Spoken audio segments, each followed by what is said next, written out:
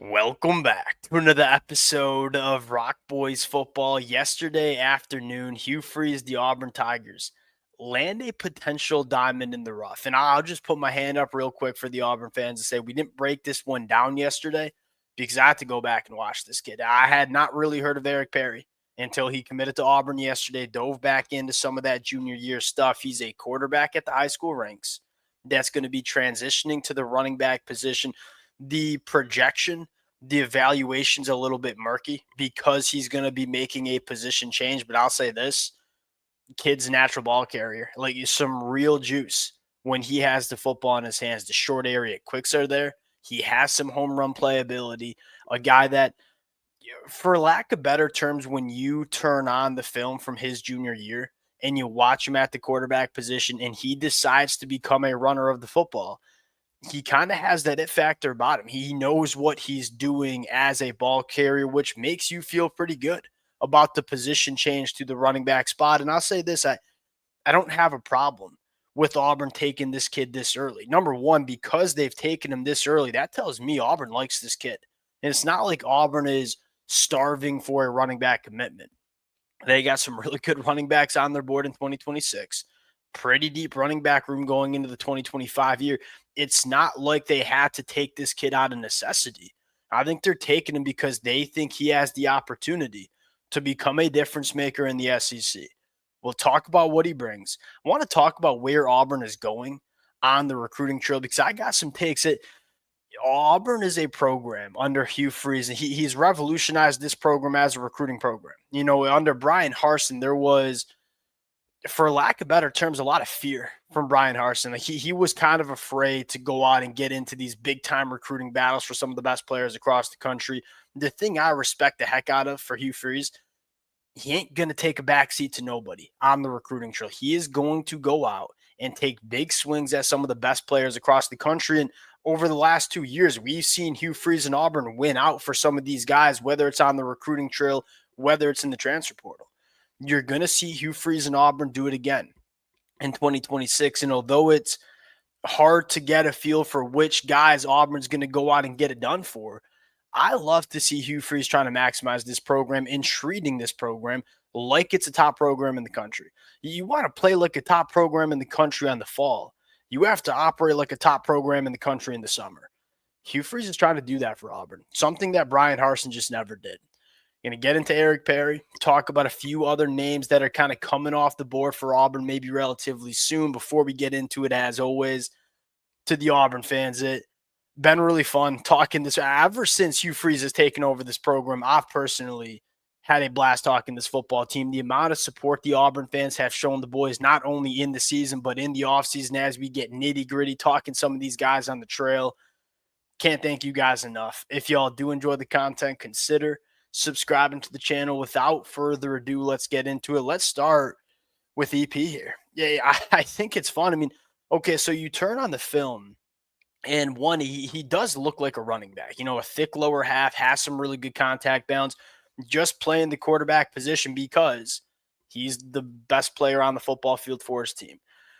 I'll say this, there's been a lot of successful football players that played quarterback at the high school ranks because they were the best football player and then transitioned to either running back, to either wide receiver, sometimes defensive back, tight end. You saw Tyler Warren, and Tyler Warren was one of the best players in all of college football last year.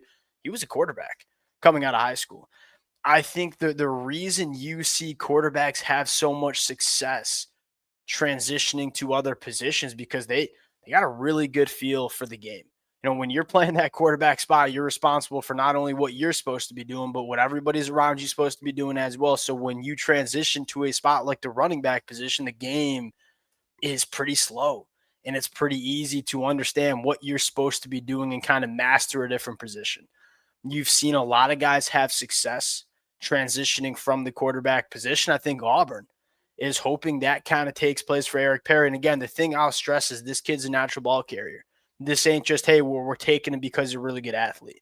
He's a really good athlete. You know, 10.97, the 100-meter dash, really, really good short area quicks, accelerates really well. But at the same time, there's that natural playmaking ability that this kid has when he has the football in his hands, which I think intrigues Auburn in a big time way. Where does Auburn go on the recruiting trail from here? I mean, you're taking big swings. Let's go back to what we saw in the official visit last weekend, Immanuel. I think Auburn's going to have a chance here. And Immanuel has been very clear that he's going to be committing in August. This commitment's going to go down till December. He's going to make his commitment August 5th. I'd be surprised if it's the Auburn Tigers, but somewhere down the road, he's going to take another visit to Auburn, I would think. Here's the thing I'll say with Immanuel. There's that opportunity for Auburn to sell this kid on early playtime. Auburn's got a lot of veterans on the offensive line that won't be on this roster in 2026. And I look at Immanuel and say, whether it's at right tackle, whether it's in at guard, this kid is going to have the opportunity to play early. What excites me and the reason I think Hugh Freeze is getting so aggressive for some of these top end prospects is one, that's just what Hugh Freeze has done since he's gotten to Auburn. But number two, the last thing Auburn needs to sell here is just winning at a high level. They're checking off every single box. Hugh Freeze has been bringing in top 10 classes consistently, even when Auburn is going 500 on the football field.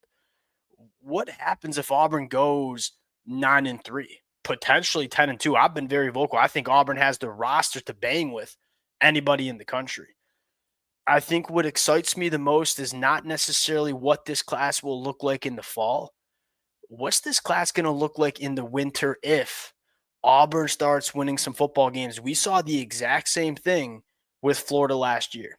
Florida going into the season last year, I think, was outside the top 40 in the high school recruiting rankings. They finished with the top 10 class. Most of those guys committing to Florida in the 2025 cycle were guys that committed after they saw how Florida season finished up. I look at Auburn and say I wouldn't be surprised if it's a very similar situation. Hugh Freeze has been selling these kids at the high school ranks about the future of this Auburn program and where they're going over the next couple of years. What happens when he has the opportunity to sell the reality of, hey, Auburn's here? Auburn's a team that over the next couple of years will be competing for SEC championships, competing for national championships. I look at Immanuel and say, we know Auburn's going to be competitive on the NIL front. You couple that with the opportunity for this kid to get on the football field immediately in 2026. We'll see where this recruitment goes. Again, I'd be surprised if he commits to Auburn on August 5th. Wouldn't be all that surprised if he ends up signing with Auburn in early December. You got a couple of intriguing officials. And this is what I mean by Hugh Freeze not taking a backseat to nobody. Middle of the week where we have a couple of monster official visitors. Tristan Keys is going to be on campus for the next couple of days. Tristan Keys is a dog. And again, what Hugh Freeze is selling is look at all the talent that we have at the wide receiver position and look at all this talent that's had the opportunity to play early. I think the second thing is you couple that with showing that the quarterback play is going in the right direction. That's what's going to allow you to get into this recruitment. Hey, Cam Coleman was very, very good last year. Didn't get enough national media buzz because you had guys like Jeremiah Smith and Ryan Williams. Auburn didn't have great quarterback play. Very real possibility that Cam Coleman becomes one of the bigger names in the sport this year. You look at Malcolm Simmons, got on the football field a lot as a freshman. You look at Tristan Keys, that is going to be playing a factor in this recruitment. Hey, I want to go where I'm going to have good quarterback play. I want to go where I can win national championships, but I want to go somewhere where I can play early. I think he's boys with Deuce Knight, which I think certainly helps in this recruitment as well. Again, Auburn has the ability now to sell, hey, you come to Auburn, you're going to have some quality quarterbacks slinging you the pill over the next couple of years. How about Kaiden Prothrow? This recruitment has probably gotten a little bit more difficult for Auburn. And what I mean by that is Georgia is going to be pushing really hard. I think the top target for Georgia was Mark Bowman, who now committed to USC and is going to be shutting down his recruitment. I think Georgia's going to go all in for a guy like Kaiden Prothrow. Now, what's interesting here is he's from the state of Georgia. I believe he lives closer to Auburn's campus than he does Georgia's. And so I think Auburn has the opportunity to potentially get in on this one. But it's the same thing. Am I necessarily picking Auburn to land Kaiden Prothrow as we sit here in early June? No. What I love about what Hugh Freeze is doing is, hey, we're going to go take a swing, and we're going to take a damn big swing at that. And Hugh Freeze is saying we ain't backing down to nobody on the trail. We'll go head-to-head against a team like Georgia for an in-state tight end. We'll see if we can go out and land him. The last one I want to talk about, Jalen Miller, who it sounds like Auburn's going to have a really good chance here. I think USC was certainly a threat at a time. It sounds like he might not be making that official visit. Auburn's got a really good chance here, and I think Auburn's going to want to do a really good job on the offensive line in 2026. In the 2025 cycle, it probably was not the offensive line class that Hugh Freeze was looking for. And it wasn't bad. And it sounds like you really like what you have with a guy like Ty Buster, who very well could be in the 2 deep for Auburn as a true freshman. But I think Auburn wants to really refill the offensive line pipeline, you might say, at the high school ranks. I think Hugh Freeze knows that's a position where we don't have to want to rely on going out and finding starters in the portal. Jalen Miller, a guy that can play both at guard and at tackle.